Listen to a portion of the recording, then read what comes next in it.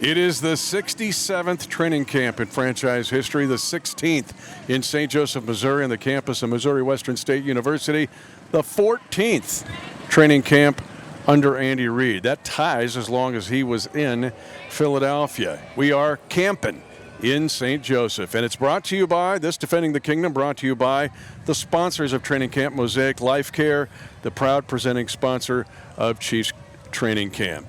Mahomes in the pocket, he'll step up, he'll scramble 10, 5, Mahomes, diving touchdown, Kansas City! 10x.ai is the official cybersecurity partner of the Kansas City Chiefs. In this city, we know that championship success starts with defense. 10x.ai is the AI security operations provider, protecting organizations from cybersecurity attacks at machine speed with human analysts on the loop 24/7. Experience cybersecurity that is AI native and human-led, united against every threat. Visit 10x.ai for details.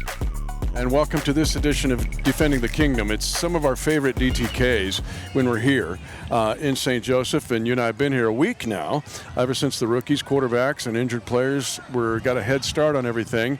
Your reaction so far at Campin? We could almost do like an ASMR of like the lawnmower in the background, the bullhorn, you know. We're back up here. You can hear it, the wind going up against our microphones. It's great being back out here. We talked about it on our last DTK, but this has been a long off season in terms of time. It's been a good one, I think, and in terms of the guys getting rejuvenated for this year and getting healthy and everything. But it's been a long time since we talked about meaningful football, and we're not used to that in Chiefs Kingdom. We're used to playing for Super Bowls, and I think we have a great chance to play for a Super Bowl here this year after what we've seen, because the guys have a certain hunger to them. And one thing I talked about on our live stream, it stood out to me when Coach Reid spoke the other day, is there's a conditioning test that happens every single training camp. It's super old school. It's like you're back in high school, just running sprints back and forth. Everyone does it to make sure that they're ready and conditioned for training camp, for the football season. It's kind of like a way of Coach Reid of making sure the guys stay in shape during that time they have off in the summer. Hey, this is coming. Well, he said in his tenure as Chiefs head coach, this was the best conditioning test he's ever seen. And that says a lot right there. It shows the hunger of this team, the energy that we're feeling in this camp. And so far, we're only on day 3, but I think it has translated to the practices. Interesting point. A couple of reasons I think that is. One is the elongated off-season. Rick Burkholder told us during the mandatory minicamp that several players on this team actually postponed surgeries for a couple of years because of the run to try to win 3 Super Bowls in a row, and then to try to get back in a 4th year.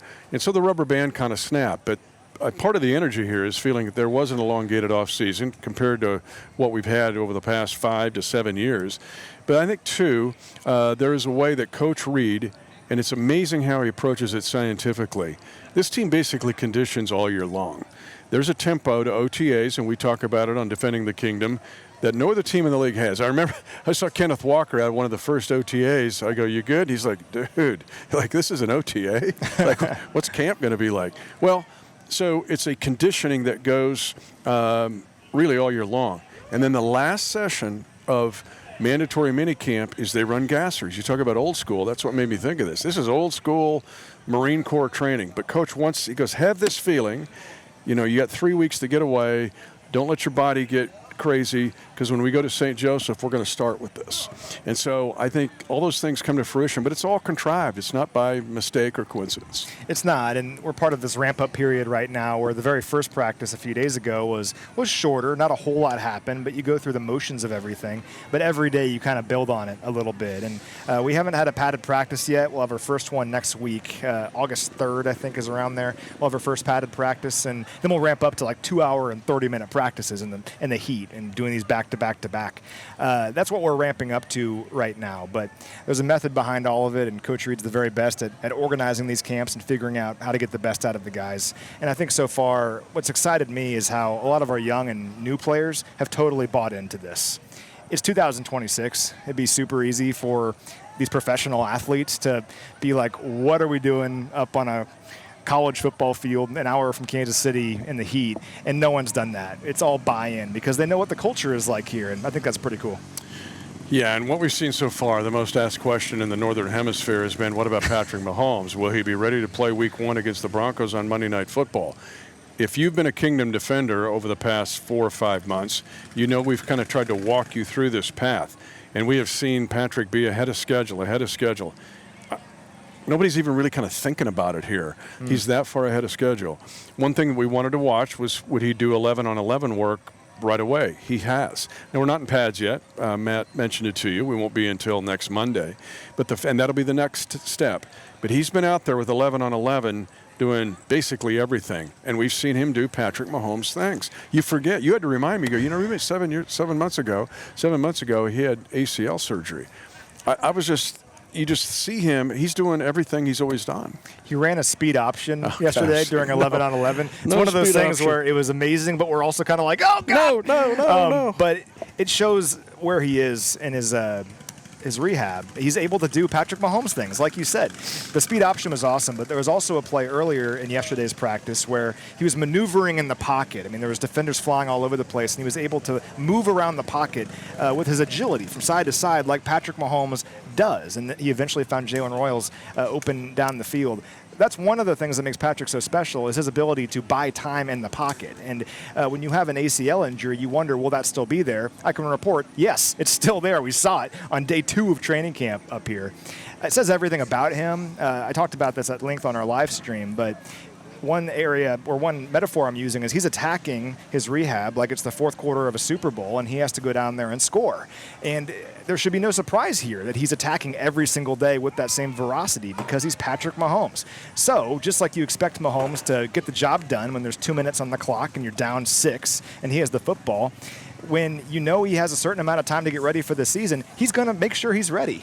I mean, the guy was in the building for 6 or 7 hours a day, every day, working immediately after this happened. Wasn't feeling sorry for himself, wasn't saying, why'd this happen to me? He was working, getting ready for this year. And we're seeing that pay off so far with him being fully cleared for practice before training camp began. And he's participated in every 11 on 11 segment he's been asked to participate in. It's just really exciting. And he's not just out there, he looks like Patrick Mahomes.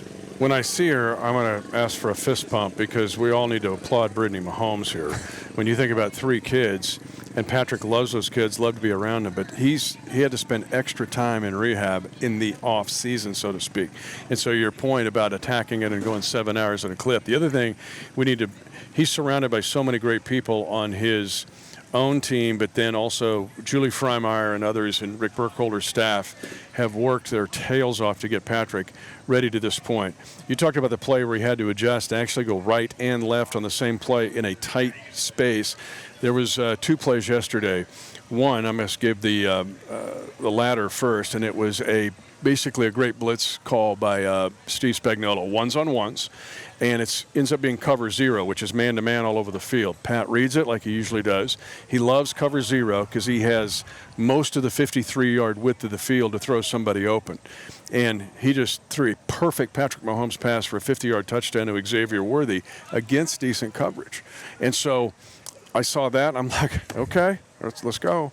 And that was exciting for more reasons than one, because the deep ball is an area that we know we have to get better, and to see it work beautifully like it did there was exciting. And teams I think they'll blitz. So we've seen so many 2-deep safety things, but now because of Pat's injury, I think there'll be an inclination like, well, let's throw the kitchen sink at him because he's not has his normal game. And I think that's where he'll shock opponents. And if they do that, the screen game is something that we've been watching up here that's been working magnificently so far. Leads to the second point. And the second point is Ken Walker is different. Yeah. K9 is different. And there was a screenplay. You segue it nicely here. 50-yard screen would have been a touchdown. Some plays you're going, oh, well, that was a nice game, but it wouldn't have been a touchdown. No, this would have been a touchdown. I went back and reviewed the video.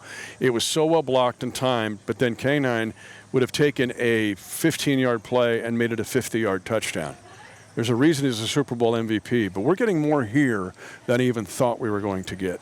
And in this offensive system, I had a chance to talk with him, and he said, I've never been in a system like this. Not at Michigan State. He was a high school wide receiver. And I said, what about throwing you the ball? He goes, I love it. But what it reminds me of, don't want to get too far ahead of myself, was Kareem Hunt's rookie year in 2017. And he's even a better version of that. But we talk about the run game, but the passing game, the screen game, the deep ball game, we saw him run an angle route today for a touchdown in the red zone. Nothing against the running backs we've had. Love those guys, all of them. But Ken Walker's different. we haven't had the running back position involved in the passing game like we might now since Jerick McKinnon was here. Yeah. So Jerick McKinnon was such a weapon in this offense out of the backfield, not just as a runner, but also as a receiver. We might have that again now. And not just with Walker, I think with the other guys as well, guys like Amari DiMercado, Brashard Smith, and Emmett Johnson. But Walker particularly, I mean, obviously on paper you get excited. He has these 1,000-yard seasons. He's a Super Bowl MVP. He has a track record. You know, he's a guy. He comes in here and we know he's supposed to be like a top 5, top 10 NFL running back. But to actually see it and see it transpire within our offense is so exciting because we knew we had to get better there at running back. We've said it over and over on this podcast that we needed an explosive running game this year after what we had last season, and we have that with our running back room, and especially with Ken Walker. His contact balance really stands out to me. There was a couple days ago where he caught a quick pass in the flat, and it wasn't particularly on target. He finds a way to contort his body, catch the ball, stay on his feet, and get upfield. I mean, we just haven't had that recently. And, yeah, the angle route today was impressive, and the screen. The screen yesterday was one of those plays you write down and say that part of the Chiefs' offense might be back because when Jerick was here, the screen game was pivotal. It was critical to our offense. How many 3rd and 20s did we have in 2022, 2023, where the defense blitzes the house or whatever, and Jerick McKinnon's wide open for a quick screen, goes off for 35 yards. We end up scoring later on that drive. I think we might have that back here with Ken Walker. It's more than just him being a great workhorse kind of running back who can bust a 20-yard gain on a traditional run up the middle. The screen game, I think, is back, and that's super exciting if you're a Chiefs fan. I want to take your point, so we'll take it, but I'm going to take it a step further because Jerick McKinnon was really a third downish type back. So now you have Ken Walker, who's a threat to do that on every down. Yeah. So now your passing game to the running back, not just throw check downs or oh gosh, we just got to dump it off here. Actually contrive plays. I don't think we've seen since Coach Reed knew what he had in Kareem Hunt in 2017. Go back and watch the opening game against the Patriots. Sure. And those passing plays, because you're going to get some mismatches. Now you tell a defensive coordinator, what are you going to do? What are you going to do? You're going to go light in the box? Because that's what we've seen. We've seen light boxes forever. And a light box means you check to a run. You've got one more guy to block than they got to defend. Or you're going to maybe come up and try to challenge. Well, then it's not just a blitz read on a cover zero blitz. It's a throw to a contrived route to a back at the second or third level. And it's something we've wanted for a long time. So, yeah, we're excited about Ken Walker. And, yes, he's different. Plus, he's acclimated to the culture here better than I even thought this early. On the defensive side, too, I think we've seen some encouraging signs. And dealing with false narratives is one. Because one of the narratives around the league is, oh, my gosh, the Chiefs are going to give it 50 points a game because every time the other team throws the ball, it's a touchdown. We're seeing much different out here. Yeah, we are. We love the guys that were here. Trent McDuffie, Jalen Watson, Brian Cook, Joshua Williams. Those guys helped us win championships. I think it's still one of the greatest draft classes in NFL history, not just Chiefs history, getting those guys in 2022. But I think because we've lost those big names, there is a national narrative out there that our secondary isn't very good, and I couldn't disagree with it more. I think we have a chance to actually be deeper in the secondary this year if the guys that we believe in and the potential that they have can come to fruition. Think about where we are at corner right now. I think we have 4 players right now that they can go out there and play outside corner for this team, and you feel pretty good about it. Noel Williams is one of them. He's a guy that really kind of flashed at the end of last year, had an opportunity to play more when we were out of it, and made the most of that opportunity. He was great in OTAs, and he's been good so far in this camp. Had an interception the other day in the red zone. Christian Fulton is a player that we brought in here last year thinking he was going to be a starter for us. We had some injury stuff, but really flashed at the end of last season, was really good, and he's carried that into this camp, I think. Christian Fulton is a player that I believe in. L'Jarius Sneed is back, and we know what L'Jarius can do. And, of course, Monster Delane, number 6 overall pick in the draft for a reason. He's in a non-contact jersey right now, but he's making progress. Coach Reed said earlier today he should take that off here pretty soon. You feel good about all 4 of those guys, and the slot as well is an area I'm very excited about. Yeah, it's crowded in the slot. If you can find it in the archives, we did a live stream where we really broke down all of the 19 defensive backs or dove into that area. So if you can find that. But the safety group, too, in the fact that I think he'll be much, much better. And, again, casting no aspersions on the guys that we love, and we'll see at reunions and hug. But Alohi Gilman adds to this defense. I just talked to him after practice today. His intelligence, the ball finds him. He loves being in this defense.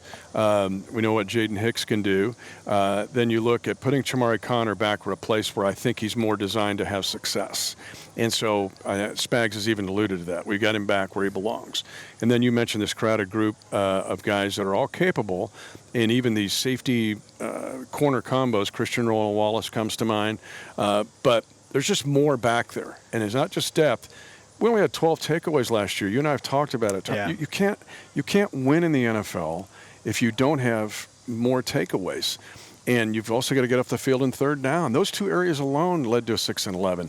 And I could just see that flipping the script real quickly. I mentioned that Noel Williams interception the other day. Well, the very next snap, Chamari Connor had an interception. It's tricky up at training camp. We always joke around about it that whenever there's like an interception or a forced fumble, the crowd kind of groans a little bit like, ooh, bad play. It's like, well, we want the defense to find success too. And in instances like that, that is kind of a good thing where it's like, all right, the defense is executing the scheme the way it's supposed to be executed, and they're taking the ball away. We need more takeaways in 2026. That's obvious. So hopefully we can get that from our secondary, and so far we're seeing some of it. I mentioned the slot, though. The reason I think it's so important is because of the Chamari element, because we have multiple players, I think, that can fit into that slot role, guys like Chris Roland Wallace, Kader Kohu, and Jaden Kennedy, and that lets Chamari play traditional safety, where I think he's a really good player. I think about his rookie year, the interception over the middle against Josh Allen, just plays like that. He's really good in open space like that, and it helps the entire team depth-wise if you have more slot guys because it opens him up to do other things. So that's a positive, and that's why I think this DB room has a chance to be even deeper than it was last year, even though we lost a bunch of our major contributors. And even if he's facing the play, like his scoop and score against Cincinnati that same year, which really decided the game. It did. And the fact that he was playing at a role where in the slot many times, depending on the coverage, you're not necessarily backpedaling and have your shoulders looking at the play. You're turning, you're trying to stay with. He was able to face that play, see it, and make a play that was in front of him, not turning his shoulder and trying to stay with some guy running a 4-3. The defensive front I'm encouraged about too. We'll get into more later in our next version, maybe from camp, on defending the king. By the way, all of our DTKs and our live streams from here in St. Joseph are brought to you by Mosaic Life Care, the proud presenting partner of Chiefs Training Camp. As we close out this edition, though, and we're getting ready for pads coming up on Monday, but guys that have surprised you've already mentioned Noel Williams, and we'll go back and forth here. One that caught my eye, and it's going to be interesting to watch, is Xavier Wampa. He is a safety out of the University of Iowa. He wasn't even drafted. But at Iowa, he kind of morphed into a role where he became a leader of that team, but it's about a 3-year process for him. I mentioned 466 special team snaps. When we look at these guys, and we don't talk about special teams enough, the Chiefs have got to get their swag back on special teams. At the least, you flip fields. At least you affect the line of scrimmage, or at least the starting field position. The second part of it is being explosive in the return game and coverage game. We have not had a kick or punt return since the COVID year of 2020. Now, is Wampa... He's going to be a rank and file guy. Plus, he's a local guy. He's from Southeast Polk High School in East Des Moines. But all of a sudden, this guy's made this meteoric rise, coming from being an undrafted free agent. Go, well, maybe he's a crock pot guy. Maybe he'll make the practice squad. I don't think it's far-fetched to know here, as we post this, that he's not on the team. Yeah, I'm with you. I mean, he has a great blend of size, speed, and length. He's long and lanky. See, 6'2", 213, runs a 4.48 40.